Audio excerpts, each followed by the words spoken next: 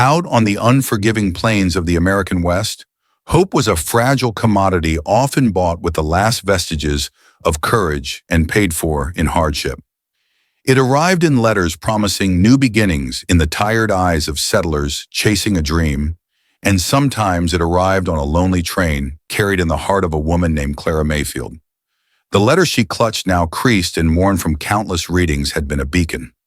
It painted a picture of a life she desperately needed: a sturdy home nestled on a sun-drenched hillside, the comforting presence of a kind man with calloused, capable hands. It promised a roof that wouldn't leak, a warm bed, and the simple luxury of enough food, more than enough, even chickens. 7 of them he'd written with a flourish for fresh eggs each morning, a small, perfect picture of security. But as Clara stepped from the train onto the weathered platform of Dry Creek Station, her 2 travel-worn trunks thudding beside her, the vibrant colors of that painted dream began to fade. The air was thick with dust, not promise. The only greeting was the sigh of the prairie wind. There was no kind man waiting, no welcoming party, no horses hitched expectantly. Only the vast, indifferent sky and a slip of a boy no older than 10 standing barefoot in the dirt. He squinted at her, his gaze unnervingly direct, as if she were a mirage he expected to dissolve with the next gust. "You Clara Mayfield?" he asked, his voice surprisingly steady for one so young. Clara's mouth was desert dry. She managed a nod. "Yes." The boy didn't offer a smile, just another solemn nod. "Pa's dead." The words hung in the air, sharp and cold, refusing to settle. She blinked, the grit stinging her eyes. "What?" "Died 2 days ago. Snake bite. We buried him ourselves." He kicked at a loose stone. "I'm Sam."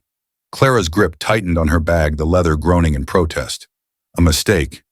This had to be a colossal, cruel mistake. I was to marry him. He sent for me." "Yeah," Sam said, his gaze unwavering. "He knew you were coming. Wrote that letter after he was bit. Number 4 it was." He paused as if recalling a grim tally. "Said maybe you'd still come anyway." The dust, or perhaps the sudden brutal emptiness clawing at her chest, made her eyes water. This wasn't how it was supposed to be. This wasn't the life she'd bartered her last hopes for. "How many of you are there?" Clara asked, her voice barely a whisper, afraid of the answer. 7. Sam stated a fact, not a plea. "I'm the oldest." 7. Children. The word felt alien on her tongue. "Well, 6 now. Jenny's gone. Died last winter. But we're still us." He glanced over her shoulder as if half expecting her to bolt back toward the departing train. "We don't got anyone else. The baby's still nursing." Clara didn't speak. The train behind her hissed a final mournful sigh, then groaned into motion, pulling away its rhythmic clatter, fading into the distance like a door closing on her past. It seemed to know she wasn't getting back on. She looked down at her sturdy boots, then at the trunks that suddenly felt impossibly heavy, filled with the remnants of a life that no longer existed. Then her gaze returned to Sam, barefoot, hollow-eyed, yet standing with the resilience of a wind-battered sapling. "Where's the house?" She finally asked the question, an admission of something. Defeat or a flicker of an unknown resolve. He pointed beyond a low, dusty ridge. "It's small." "So am I," Clara replied, a ghost of a smile touching her lips, though it didn't reach her eyes. Sam didn't mirror the smile. He simply nodded once, then, with an air of grim experience, hefted one of her trunks. Clara, her steps leaden with uncertainty, her chest a knot of unraveling expectations, followed him past the dilapidated depot. She had journeyed west to marry a man to find a husband. Instead, she'd found a ghost, a freshly dug grave, and 7 no-6 children who now looked at her with a desperate hope that felt heavier than any mountain. She had no plan, no wedding ring to show for her troubles, no promise left to keep. Only the sound of small, dusty feet padding ahead and a persistent whisper in her heart, a voice that wasn't entirely her own. "You didn't come for love, not the kind you imagined, but maybe, just maybe, you came for something bigger." The house, when they reached it, was smaller than even Sam's understated description had prepared her for. 1 room wide with a slanted porch whose boards groaned underfoot, a door that swung crookedly on a single protesting hinge, and a chimney that looked to be held together by sheer stubbornness, against the weight of grief pressing down on the entire structure. Inside, the air was heavy with the scent of wood smoke, old ash, boiled beans, and unwashed linen that hadn't seen clean water in far too long. Clara stepped in slowly, her eyes adjusting to the dim, smoky interior. 6 pairs of eyes, wide, wary, and ancient in their youthfulness, stared back at her. The baby Jonah was a small, still bundle in a wooden crate near the dying fire, wrapped in a patched, threadbare quilt. The others sat around a rough-hewn table, thin and eerily silent bowls already set, as if supper was just another phantom they were accustomed to waiting for. Sam dropped her trunk with a thud that echoed in the sudden silence. He pulled out the only unbroken chair positioned at the head of the table. "That was pause," he said, his voice flat. Clara paused, meeting his gaze. "Then it stays empty." Sam gave a single decisive nod. She set her satchel down and moved towards the hearth, the heart of any home. A girl with tangled braids and dirt-smudged cheeks no older than 8 rose, slowly clutching a wooden spoon like a makeshift weapon. "I'm Ruth," she announced, her voice surprisingly firm. "I stir things. Mama used to before she bled out after Jonah." Her calmness was more unsettling than tears would have been. Clara's gaze fell to the pot simmering over the low flames.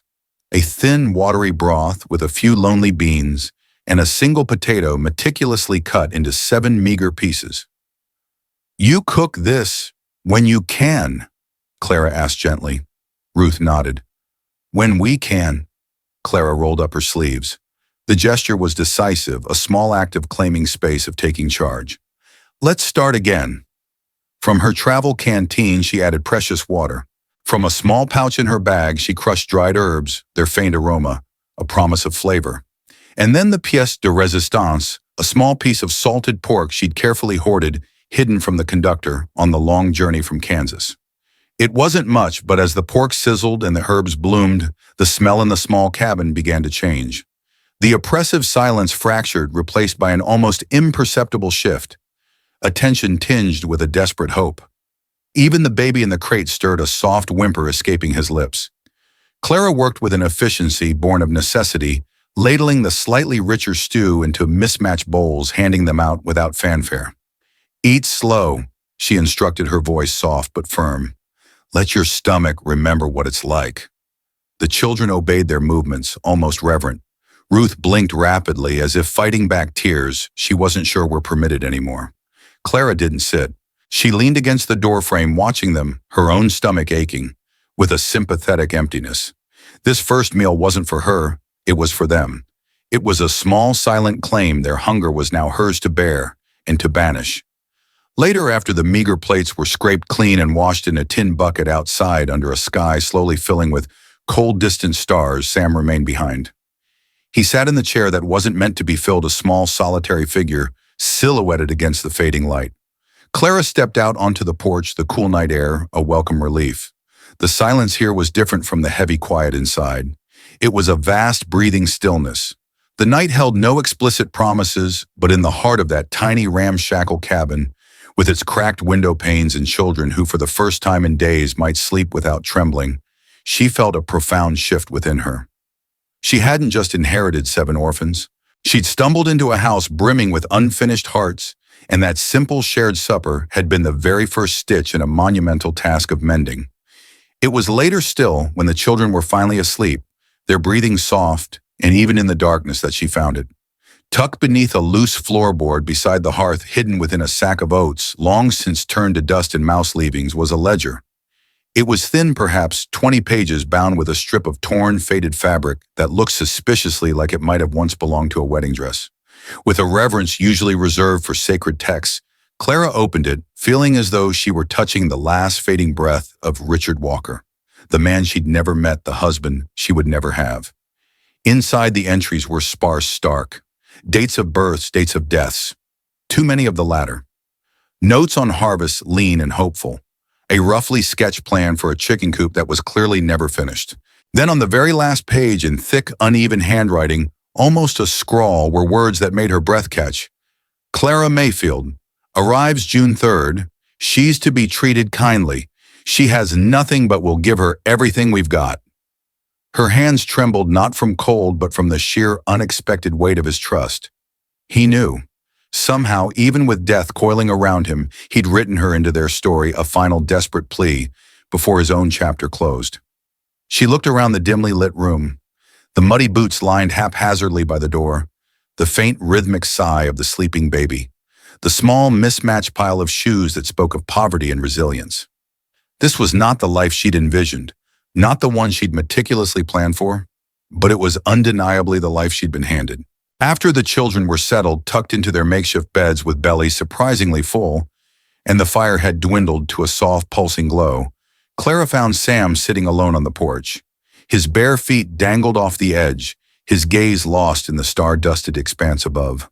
"That ledger," she began softly, joining him. "The one under the floorboard. It belonged to your pa. I read what he wrote. About me." Sam didn't look at her, his profile etched against the inky sky. "He knew he wasn't going to make it. Told me to dig the grave deep, and to wait by the station, just in case you still came." A beat of silence filled only by the chirping of crickets. "Why didn't you tell me he'd written it down?" Clara asked, her voice gentle. He finally turned his head, his young eyes holding an old sorrow. "Didn't want to scare you off. Figured you had enough to deal with. Didn't want to trap you neither." She sat beside him, the old wood of the porch creaking companionably under their combined weight. "I'm not scared, Sam," she said, and was surprised to find it true. "And I'm not trapped," she paused. "But I do want to know something." "What's that?" "What happened to your mom?" Sam let out a long, shuddering sigh, a sound far too weary for a boy his age. "She bled out after Jonah was born. Like Ruth said, just no one could stop it. The preacher man he came by said it was God's will." He kicked at a loose nail in the porch. "I think it was the dust, and no help, and too much work." Clara nodded slowly, absorbing the stark tragedy. "I'm not your mother, Sam." She said the words costing her something she couldn't name. "I can't be," she met his gaze, "but I'm not leaving either." For the first time, something flickered in Sam's eyes. Surprise, confusion, and a dawning fragile hope. Even if we don't behave." A small, genuine smile finally touched Clara's lips. "Especially then." The wind which had been wrestling with the eaves seemed to soften, brushing past them, like a gentle, unseen hand, a whisper from someone long gone. And in that profound quiet beneath a sky too vast and indifferent to measure human sorrow or joy, a boy who'd been bearing his grief since he could hold a shovel let out one small breaking breath. He leaned almost imperceptibly against the woman he'd only just met, a woman he was only just beginning to trust. The first undeniable sign of trouble wasn't a sound, but a sight. Smoke.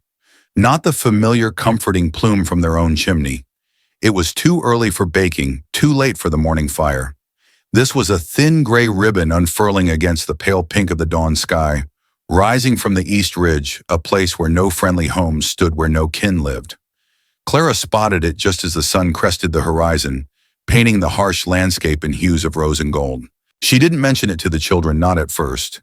They were a rare constellation of laughter, chasing each other through the frost-kissed grass, their voices light and carefree for once.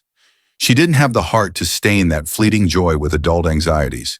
But Sam, his senses honed by years of fending for himself, and his siblings saw it too. His eyes narrowed the moment he returned from fetching wood, his young face grim.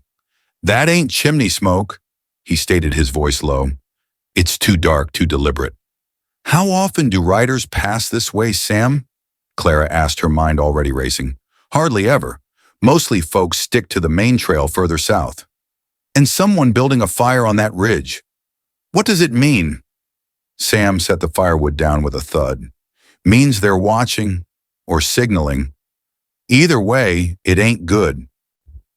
They didn't have locks on their door, only a heavy wooden bar that creaked ominously when dropped into its brackets, a flimsy deterrent against determined ill intent. That night, Clara let the stew simmer longer, its savory aroma filling the cabin, a small act of defiance against the encroaching unease. She instructed Ruth to keep baby Jonah close, her tone carefully neutral, but the younger children, perceptive as wild creatures, picked up on the unspoken tension. The air inside the small cabin thickened, charged like the atmosphere before a violent storm. After the children were finally asleep, restless under their thin blankets, Clara wrapped herself in a worn shawl and stepped out onto the porch. The distant fire on the ridge was still visible, a malevolent orange eye staring out of the darkness. Sam joined her, materializing silently from the shadows as he often did. "You thinking what I'm thinking?" he asked, his voice a low murmur. "That someone's come for something."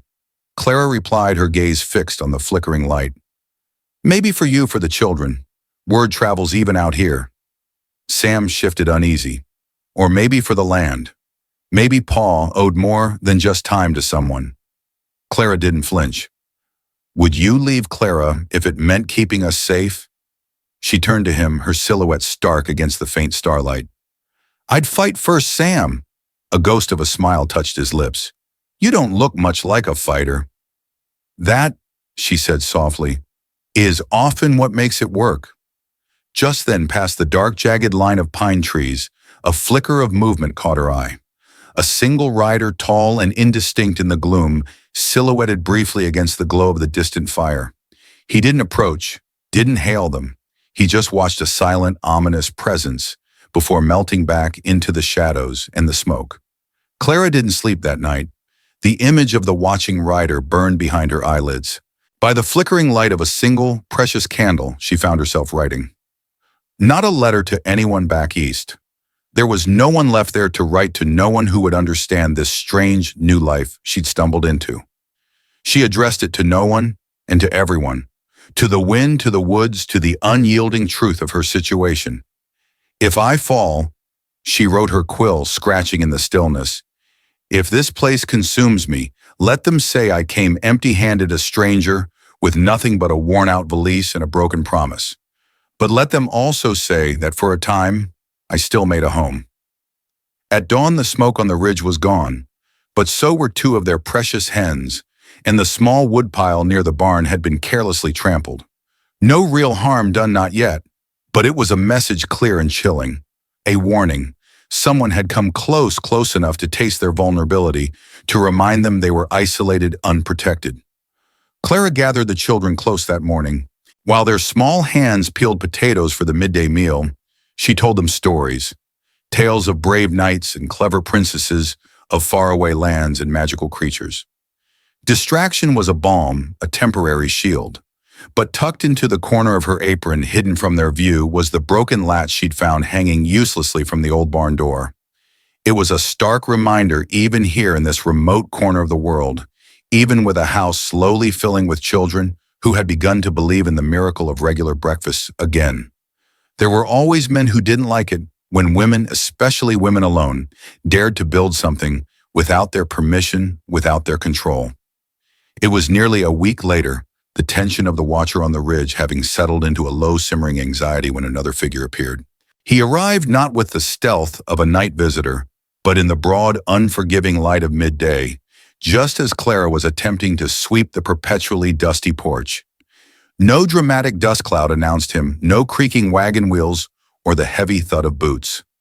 Just a quiet man on a sturdy chestnut horse, wrapped in a travel-stained duster, his hat pulled low over his brow, a satchel strapped tight to his saddle. The children playing a game of tag near the wilting vegetable patch froze mid-stride.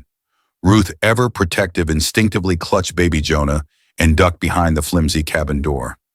Sam, his young face hardening, reached for the rusted, unloaded rifle they kept more for show than effect above the mantel. But Clara, sensing something different in this arrival, lifted a hand, a silent command to wait.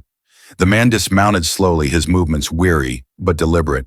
He didn't move like someone looking for trouble. He moved like someone who had already seen more than his share of it. "I'm looking for Richard Walker," he said, his voice rough, like gravel, but measured. "He's not here," Clara replied, her heart giving a strange lurch. She'd said these words before, but this time felt different. "He died, nearly 3 weeks ago now. Snake bite." The man removed his hat, revealing a weathered face and eyes that held a deep sadness. He nodded solemnly. "That's what I feared. The news travels slow, but it travels." He looked directly at Clara. "And you would be—" Before Clara could answer, Sam stepped forward, positioning himself slightly in front of her, the old rifle held loosely but ready. "Who are you?" The stranger's gaze softened almost imperceptibly as it rested on Sam. My name is Warren. Warren Walker.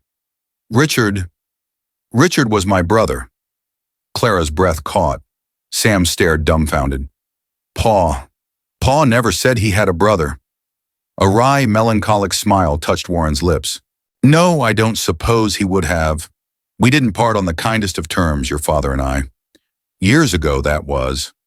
Then why are you here now? Clara asked, her voice sharper than she intended, suspicion warring with a strange sense of inevitability. Was this another claimant? Another complication? Warren didn't answer immediately. Instead, he unstrapped the leather satchel from his saddle and held it out. Inside, nestled amongst a few meager possessions, was a ledger. It was almost identical to the one Clara had found beneath the hearth. Same rough binding, same approximate page count. Only this one was full, its pages covered in a neat, consistent hand. He wrote me letters, Warren said, his voice softer now. Every month, regular as clockwork for years. I confess I never answered. Pride's a foolish thing. He paused, his gaze distant. Until the last one came. It was different. It had your name in it, ma'am. Clara Mayfield. Clara's stomach twisted into a tight knot. He told you about me. He told me he was sending for a woman. Not for himself, he said. He knew his time was short, but for his children. Warren's eyes swept over the small, anxious faces peeking from the doorway, then to Sam standing resolute. Said he'd rather they have a heart in the house than just a sturdy roof over their heads. His gaze returned to Clara, searching, appraising. Seems to me, he said quietly, you've got the heart part well and truly covered. Why are you really here, Mr. Walker? Sam asked, his suspicion not entirely assuaged. To claim the land, is that it? No, son, Warren said, shaking his head. The land holds too many ghosts for me. He reached into the ledger he carried and carefully extracted a folded page from the very back. It was written in the same thick, uneven hand Clara now recognized as Richard's. I'm here to make sure the last promise he wrote down was kept. He handed the page to Clara. Her fingers trembled slightly as she unfolded it. Richard's words stark and clear. Warren, if I die before she arrives, if this letter finds you, let her keep the house. Let her raise them if she chooses it. And if she doesn't, if the burden is too great, then bury this letter with me and try to forgive me for hoping beyond reason. Clara stared at the page, the words blurring slightly. Her hands surprisingly didn't shake this time. Her voice, when she finally spoke, didn't falter. I'm staying. Warren nodded slowly, a deep understanding in his eyes. I reckoned you might. Richard, he had a knack for judging character, even when he was a fool about most other things. He reached into his satchel again. Then I'll leave you one more thing. Something he asked me to deliver if things turned out this way. He pulled out a small, intricately wrought iron key. To the safe, he said, under the floorboards near the hearth. He said it wasn't much, just the last eggs he ever managed to save. Clara took the key. It was cool and surprisingly heavy in her palm. She tucked it deep into her apron pocket.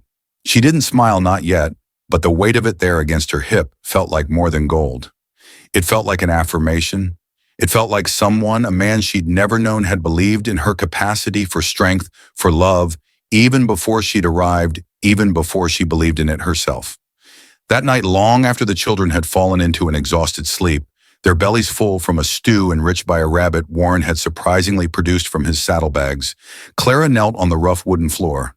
The cabin was silent save for the soft crackle of the dying embers in the hearth and the rhythmic breathing of the sleeping children.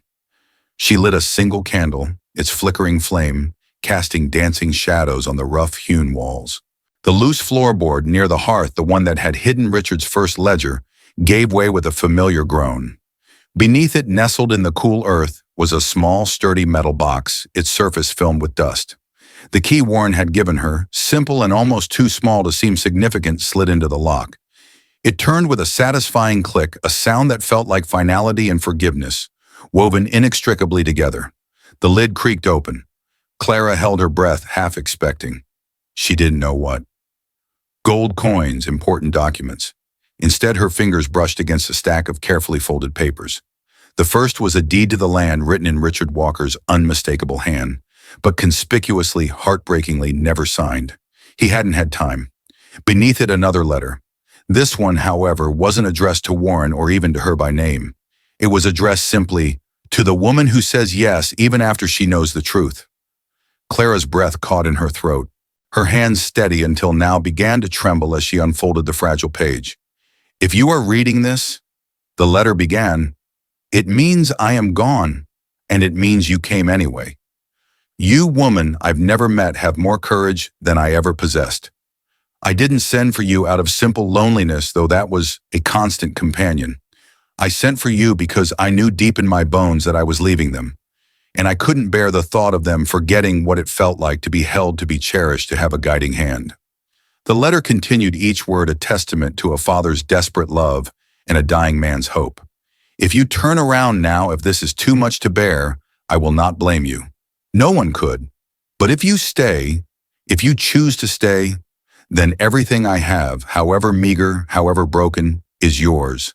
The land such as it is. The name if you'll have it, and if they will let you, if you can find it in your heart, the children.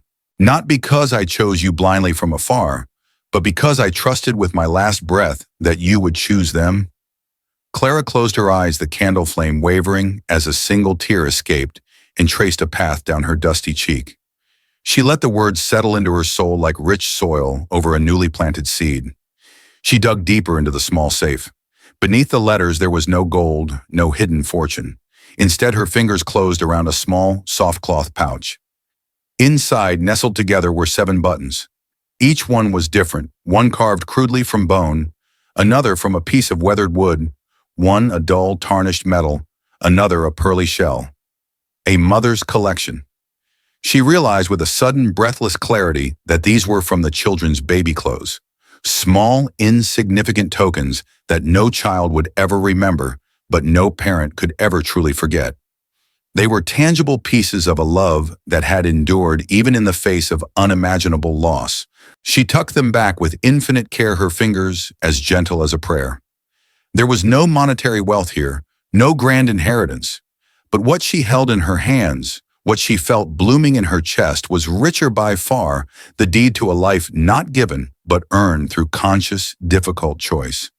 When she finally stepped outside into the cool pre-dawn air, the stars beginning to fade, Warren was there, standing near the dilapidated barn, his hat in his hand, as if he'd known she'd be a while, as if he'd been waiting. "You staying then?" he asked softly, his voice raspy in the stillness. "Yes," Clara said, her voice clear and strong. "I'm staying." She met his gaze. "And not because of a letter, Mr. Walker, or a deed." He nodded slowly, a hint of a sad smile on his lips. "Because of them. Because of them," she affirmed, and she added, a new understanding dawning. "Because of me. Because this is where I'm meant to be." Warren began to turn to mount his horse. "I'll be on my way then. Got kin over in the next territory. Might see if they've got room for an old wayward brother." "Mr. Walker, wait," Clara called. He paused. "You were wrong about something, you know." He looked back, a question in his eyes. "About what?" "It wasn't just a roof Richard gave them, or tried to give me. He gave them the first brick of a home, a foundation of love and hope, however fragile." She took a deep breath, the crisp air filling her lungs.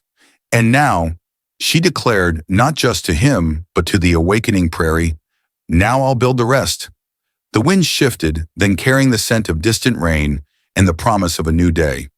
It felt warmer somehow, as if spring itself, long overdue, had finally taken one small, hesitant step forward. But the prairie was a harsh mistress, and peace was a fleeting visitor. It started with a cough, dry, sharp, and far too deep for a child as small as Jonah, the youngest boy after the baby. He clung to Clara's skirt, his cheeks, flushed eyes overly bright, barely able to hold his spoon at breakfast. By noon, Ruth, usually so stoic, was pale and unnervingly quiet. Sam insisted it was just winter's lingering breath, a common prairie ailment, but Clara had seen this kind of sickness before back east. This one moved with a terrifying speed, a stealthy shadow skipping through the rafters of their fragile home. Within 2 agonizing days, 4 of the children were consumed by fever, burning up beneath their patched quilts, while Clara, her own exhaustion, a distant ache, rotated cool, damp cloths, boiled bitter tea from pine needles and willow bark, and whispered the same desperate lie over and over.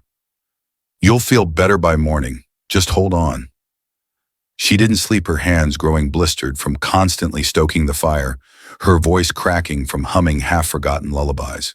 The worst moment, the one that nearly shattered her hard-won composure, came when the baby little Thomas stopped crying altogether. No wail, no whimper, just a limp, terrifying silence that made Clara's blood run to ice. She snatched him up, holding his frighteningly still form against her chest, rocking him through the endless night, her heart pounding a frantic rhythm against his shallow, faltering breaths. "Not him," she prayed silently, fiercely to any god that might be listening. "Please, not him." Just as the gray, unforgiving dawn broke, Warren Walker returned. He hadn't intended to stay merely to drop off a side of salted meat and check on their firewood supply, a gruff, unspoken kindness. But one look at the drawn, haunted expression on Clara's face, one glimpse into the dim, fever-ridden cabin, and he dismounted without a word. "They're burning up, Warren," Clara said, her voice a raw rasp. "I've done all I can, but if the fever breaks wrong—" She didn't need to finish the sentence. Warren didn't offer platitudes or empty comfort. He offered practical, immediate help. Together they worked without stopping, a silent, determined team. He, with his frontier knowledge, constructed a makeshift steam tent out of blankets and pails of boiling water, trying to ease their congested breathing. Clara, with a mother's fierce tenderness, patiently forced sips of precious broth down tiny, unwilling throats. She sang when her hands were too tired to hold a spoon, when her spirit threatened to break. Sam, the last of the older children to fall sick, held on the longest, his young eyes watching everything, trying to help, even as the fever sapped his strength.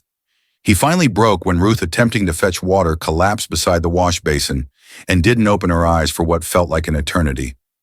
Is she gone?" He choked out, his voice barely more than air, tears streaming down his face. "Not yet," Clara said, pressing her forehead to Ruth's, feeling for the faintest pulse. "And not today. We won't let her go." On the fourth night, with the wind howling outside like a banshee and the fire dwindling low, Clara finally dropped to her knees beside the hearth, her strength utterly spent. She begged out loud, her voice hoarse to no one in particular, to the vast, indifferent universe. "Don't take them. Please, take anything else you want from me, but not them." And as if in answer, the fire, which had almost sputtered out, suddenly flared, casting a warm, hopeful glow across the room. That, it seemed, was the turning point. Slowly, painstakingly, the fevers began to recede. Ruth opened her eyes, her gaze weak but clear. Jonah, his voice thin but demanding, asked for a piece of bread. The baby whimpered, then let out a surprisingly lusty cry.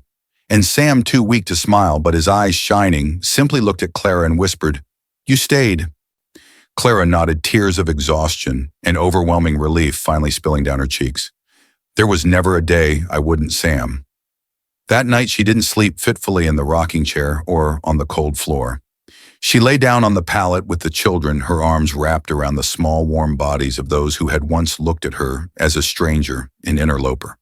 Now they breathed because of her tireless care, and in that shared breath, in that hard-won survival, they had unknowingly, unspokenly given her a name.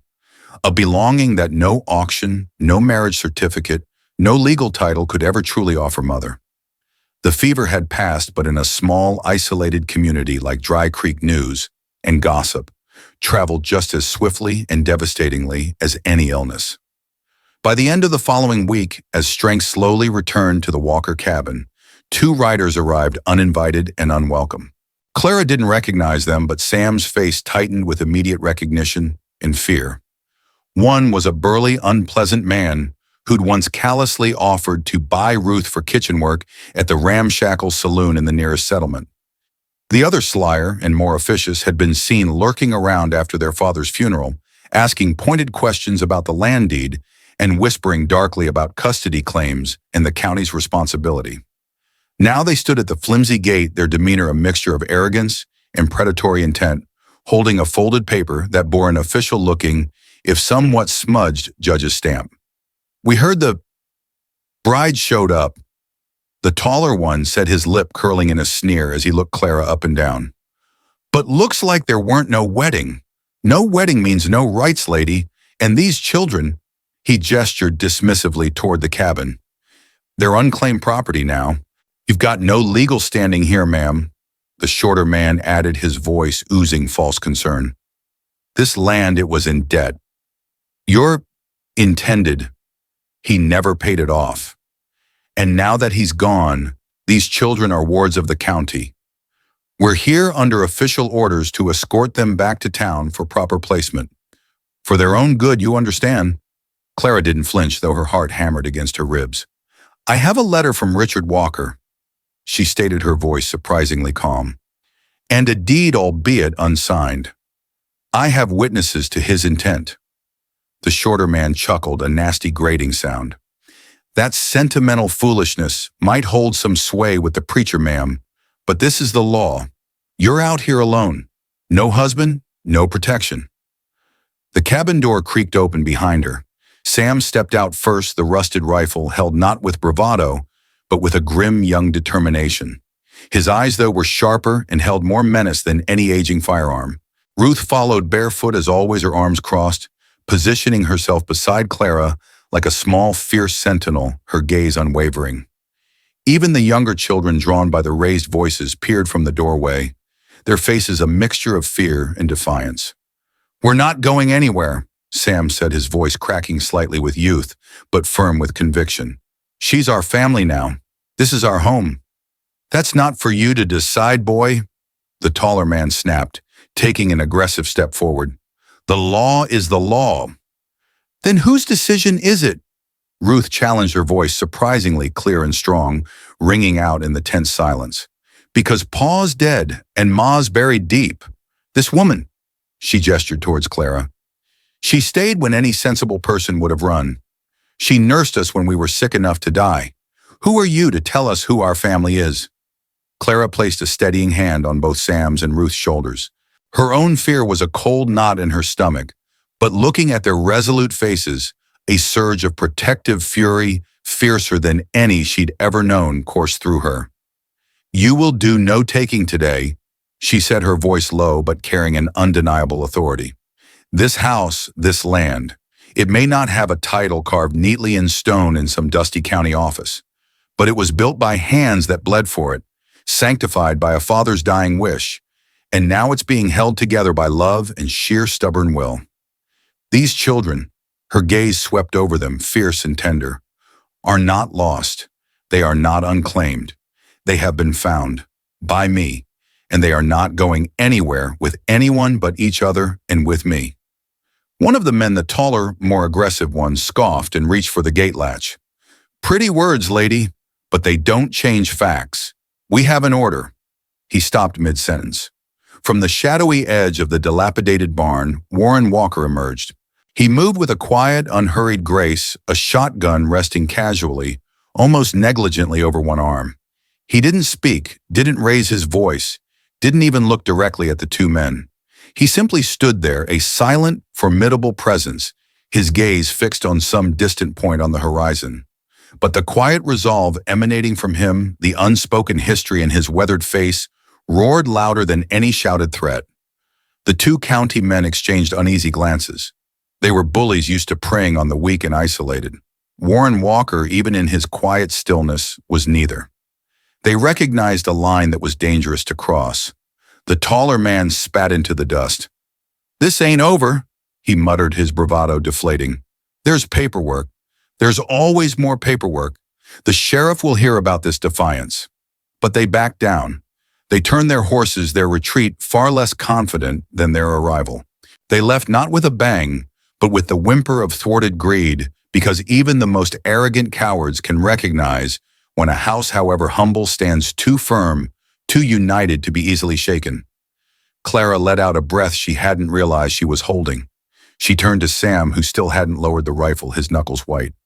You stood for me, Sam, she said, her voice thick with emotion. He finally lowered the weapon, his young shoulders slumping slightly with the release of tension.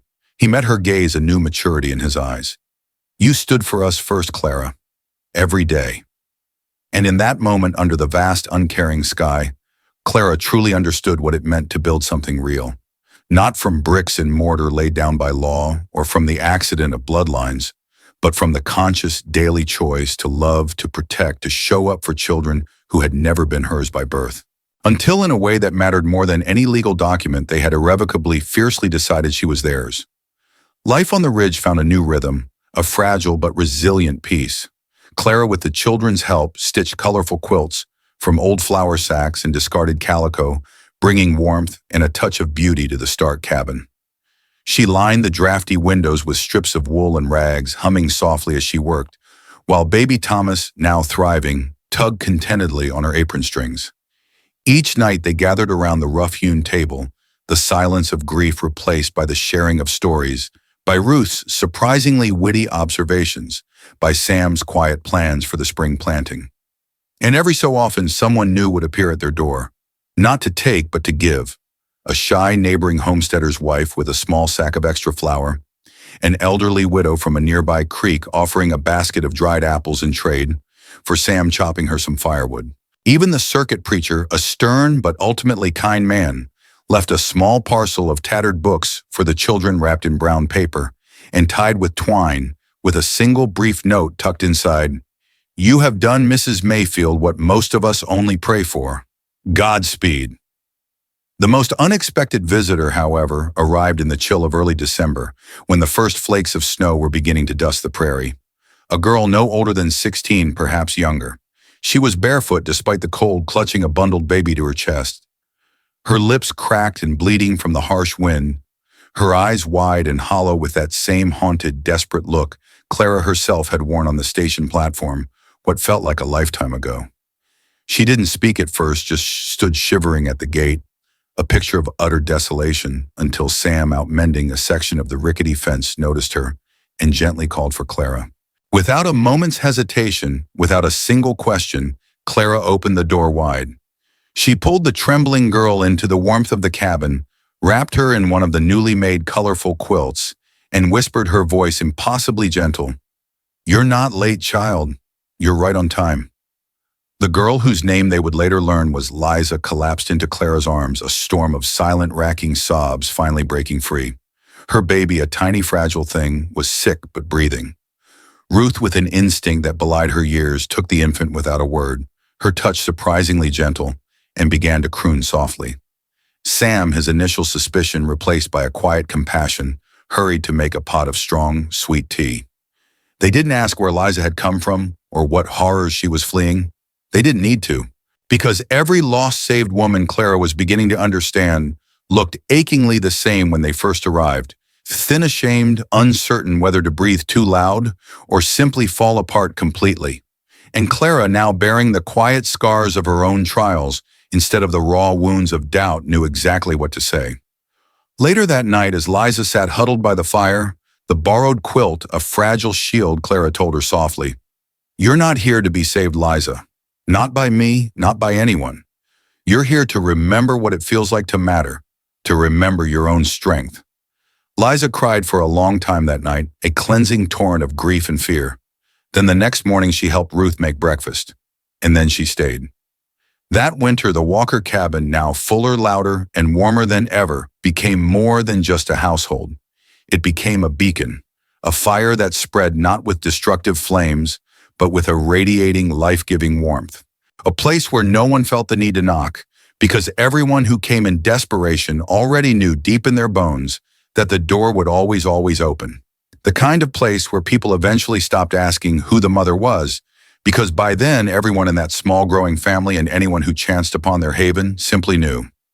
The snows melted slow that following year, as if even the seasons were reluctant to rush away the fragile, beautiful thing that had finally taken root on that once barren ridge. By spring, the yard was a chaotic but joyful patchwork of muddy footprints, hastily mended fence posts, and 7 no 8 with Liza's little one, growing children who no longer whispered fearfully at bedtime, but laughed loudly openly without ever needing to ask permission. The old ledger, Richard's ledger, now sat openly on the rough-hewn mantel, its final pages no longer blank. The last entry was in Clara's neat, careful hand. Clara Mayfield Walker, head of household, by heart if not by law. And this time no one questioned it. Not the preacher who now came by regularly, not to preach, but to share a cup of coffee and offer quiet respect. Not the neighboring farmer who, unasked, offered to help Sam and Warren, who had to everyone's surprise, including his own, found himself lingering, then staying, becoming a gruff but beloved uncle figure, rebuild the storm-damaged roof. Not even the two county men who did indeed return in late February, their faces grim, armed with fresh papers and imposing red seals. They found Ruth at the door, a little taller now, a little stronger, her arms crossed the old rifle leaning casually beside her, like a piece of punctuation. "We've got a new judge's order." One of them announced, his voice less confident this time. Ruth just looked him in the eye, her gaze unwavering. "We've got a mother," she replied simply. They left without even opening their satchel. Clara didn't have to ask what was inside. Some truths she had learned were heavier than any paper, clearer than any ink, and more powerful than any law. That spring, Sam, with Warren's guidance, planted a small field of tomatoes in the sunny corner of the yard, where his father had once dreamed of building a proper hen house. Ruth, her earlier sharpness softened by responsibility, patiently taught Liza how to mend torn boots and hold a fretful baby without fear. The younger children, one by one, began to call Clara Mama, not tentatively, not like it was a title they were testing, but as a simple accepted truth they had grown into, as natural as breathing. And Clara never remarried. She never left the ridge. She never put away the worn letter from Richard Walker or the 7 mismatched buttons she now kept in a small glass jar on the windowsill, a daily reminder of love loss and improbable beginnings. But she did write one final letter. It wasn't addressed to anyone in particular. She simply folded it carefully and tucked it inside the old ledger amongst all their names, a testament for anyone who might find it years hence. "If you find this house," it read, "know that no one who lived here was born lucky. We were born to hardship, to loss, to the unforgiving edges of the world. But each of us in our own time, in our own way, chose to stay, chose to love, chose to build something from the broken pieces, even when we started with nothing but hope and a handful of courage.